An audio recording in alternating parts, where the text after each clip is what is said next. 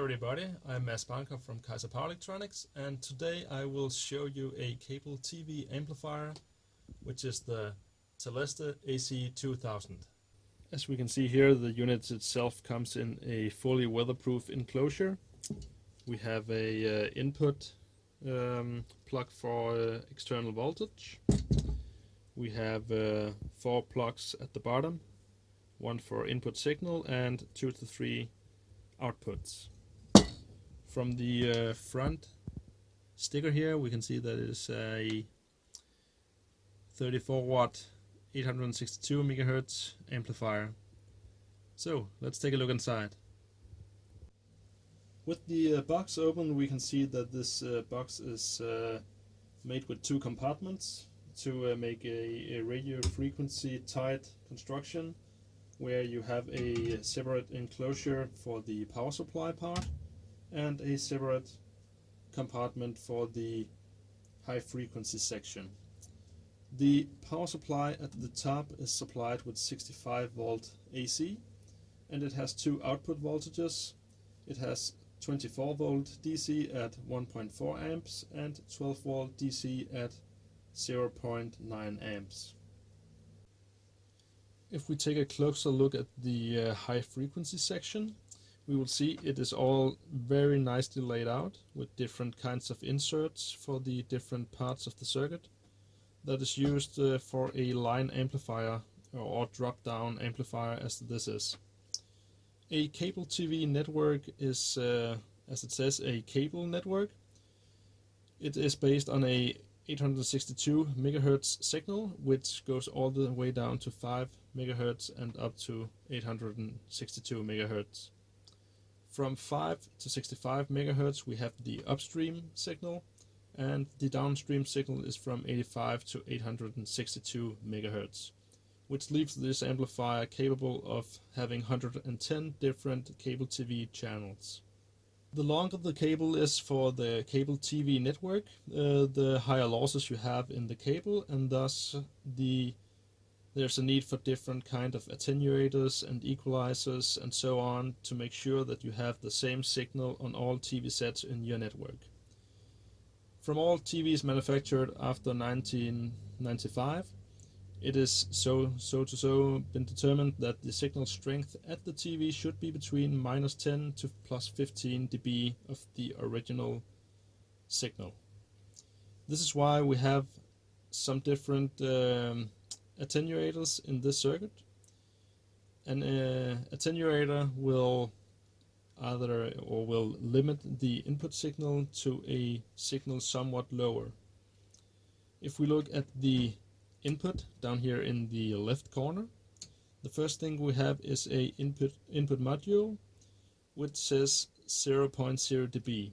So this is basically just a jumper that routes the signal through to the input attenuator or over to the input splitter. This depends if we have a bypass configuration or the output number 3 is used.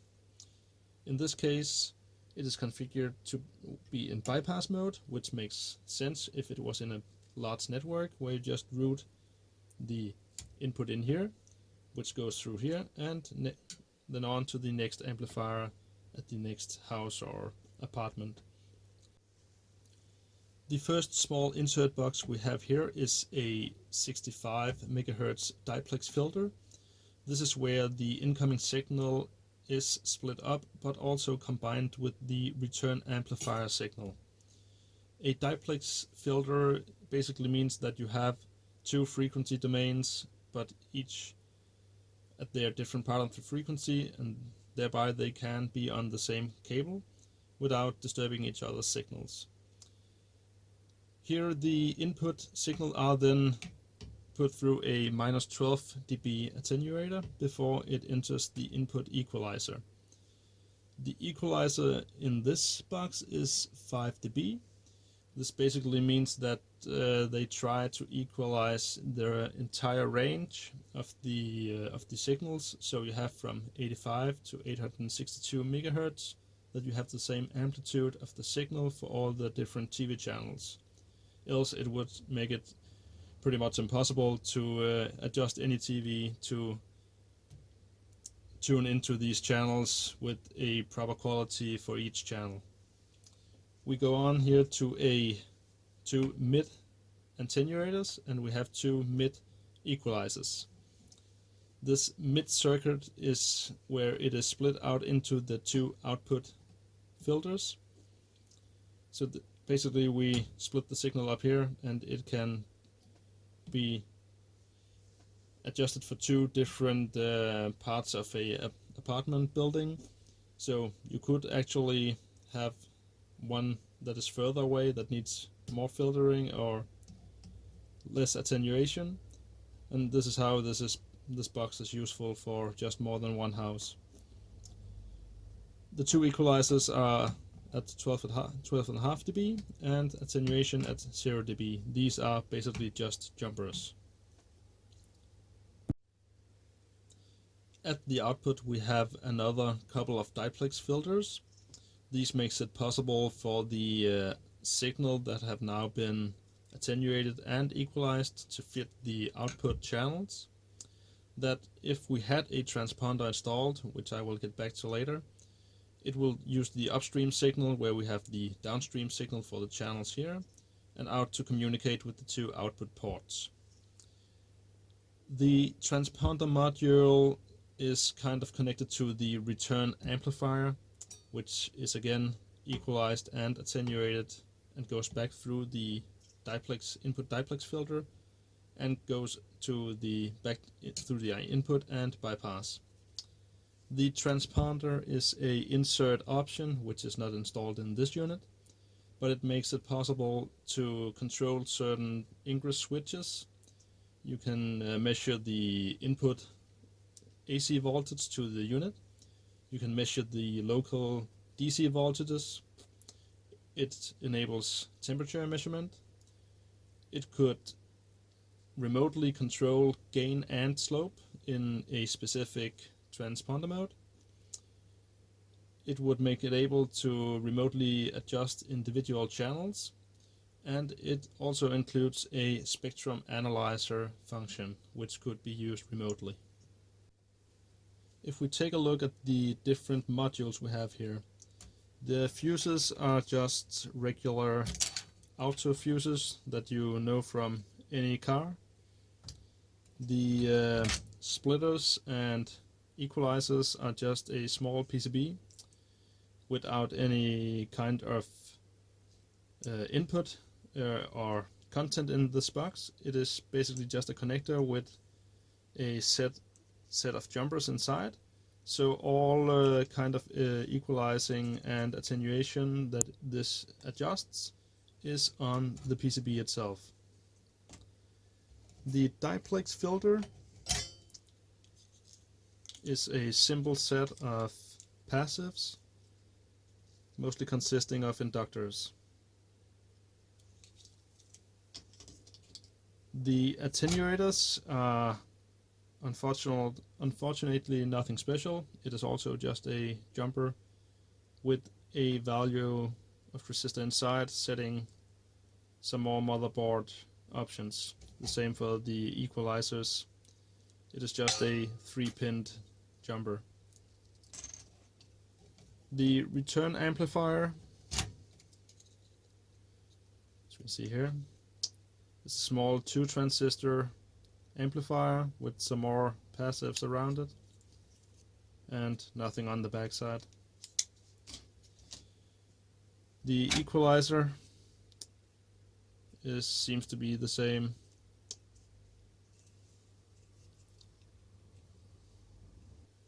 As we can see, the equalizer is just a simple set of 3 inductors and a few passive on the backside, which is just SMD resistors.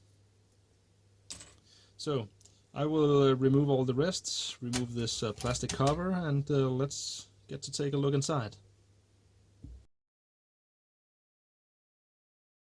Having stripped the board of all its shielding and plastic, it reveals itself as a pretty basic PCB and actually not so special for a high frequency circuit.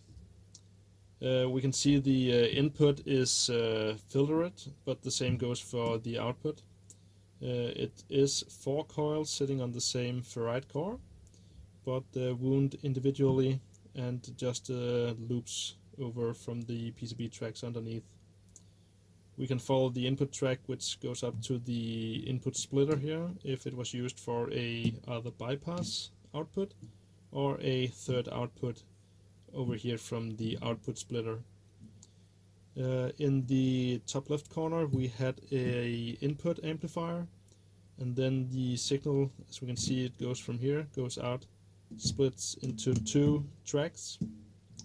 Oh, up here. This is where it splits out. Up here in one track this way and another track this way. And we have had the 2 output transistors or amplifiers sitting at each their sockets here. And we have some passive circuits for the output filtering, equalizer or attenuator circuits that the different inserts at these points were setting up. And as you can see, we have a lot of circuitry down here. And this is all what was selected from the different filters and inserts. On the back side, there's not much to add, maybe except that we can see we have a large, let's see, what's that connected to? This is the power supply. This is the fuses that we have. As you can see, we have some large power supply rails. As of now, I do not remember the name of the package, but this is fairly common for cable amplifiers and other older RF amplifiers. It is basically a aluminium heatsink. It's very light, with the transistor sitting, or transistor circuit sitting inside, with a small plastic housing on it. This is the input amplifier, and the 2 parallel output amplifiers were NEC MC7884. With the plastic cover pulled off the input amplifier chip, we can see that it actually comprises of a preamplifier or output pair, and we have another 4 very tiny transistors sitting over here. I will try and see if I can put this under my USB microscope and see if we can get any decent pictures of this. So, thank you for watching, and hopefully I can soon show you something that is maybe a little more interesting than teardowns. Hopefully it will involve sparks, high voltage Tesla coils, etc. I can just give you a quick short peek of a project that I am currently working on.